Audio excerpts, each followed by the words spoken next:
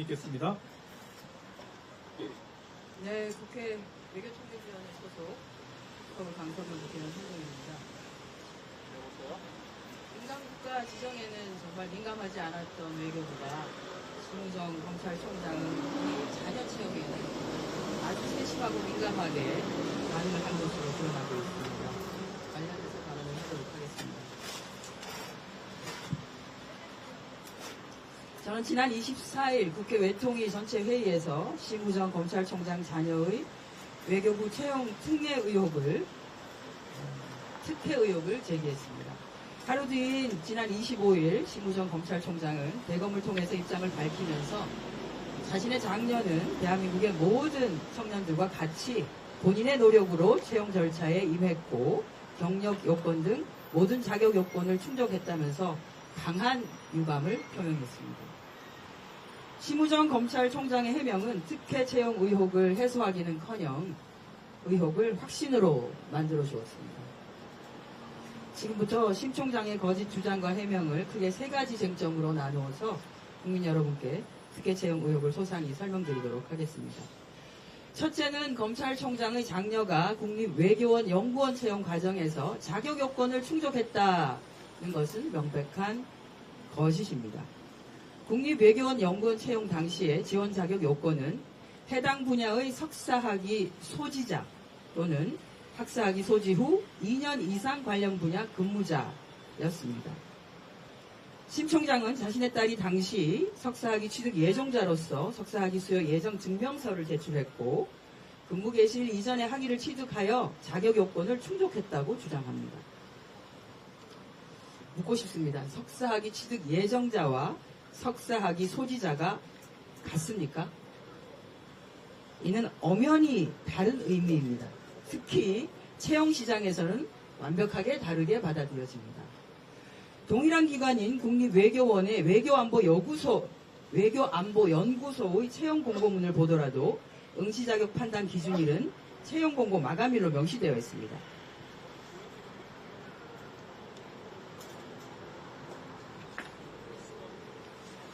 이 기준에 따르면 심 총장 딸은 채용 공고 마감일인 2024년 2월 5일까지도 석사학위 소지자가 아닙니다.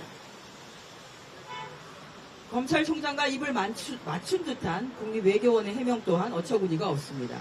국립외교원은 문의를 해온 응시자들에게 학위 취득 예정자도 가능하다고 안내했기 때문에 문제가 없다고 얘기합니다. 8,000명이 넘게 채용 공고를 조회했는데 전화로 학위 취득 예정자도 응시 자격이 있나요? 라고 문의한 사람이 몇 명이나 될까요? 국립외교원은 이 질문에 대해서 답변을 하지 못했습니다. 아마도 대다수 석사 졸업 예정자들은 공고문을 보고 신청을 포기했을 것입니다. 국립외교원의 주장대로 석사학위 취득 예정자도 염두에 두었다면 타부처와 같이 채용 공고문에 명시적으로 기술했어야 합니다. 또 다른 정부기관인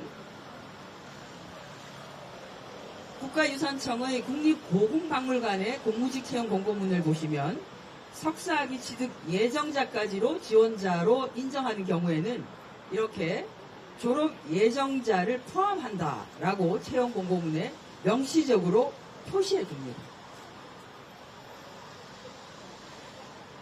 국립외교원 기간제로 8개월을 근무한 심우정 총장의 자녀는 올해 2월 말 외교부 본부에 연구원으로 정년 보장 직종인 정규직에 최종 합격하여 신원조회가 끝나면 외교부 본부에서 근무하게 됩니다. 검찰총장이 나파 찬스가 아니었다면 불가능한 외교부의 조력이 있었기에 가능할 것입니다. 두 번째 의혹입니다. 외교부는 올해 1월 3일 경제 분야 석사학위 소지자를 대상으로 공무직 연구원 채용 공고를 내 최종 면접까지 진행했지만 석연치 않은 이유로 응시자를 불합격 처리했습니다. 이후 2월에는 심 총장의 자녀가 전공한 국제정치 석사 소지자로 해당 전공을 바꾸는 등 심 총장 자녀 맞춤형 채용 공고를 냈습니다.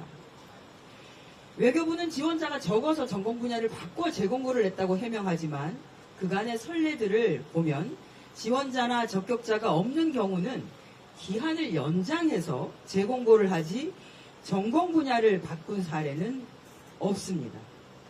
현재까지 확인된 바로는 심우정 자녀 채용이 유일합니다.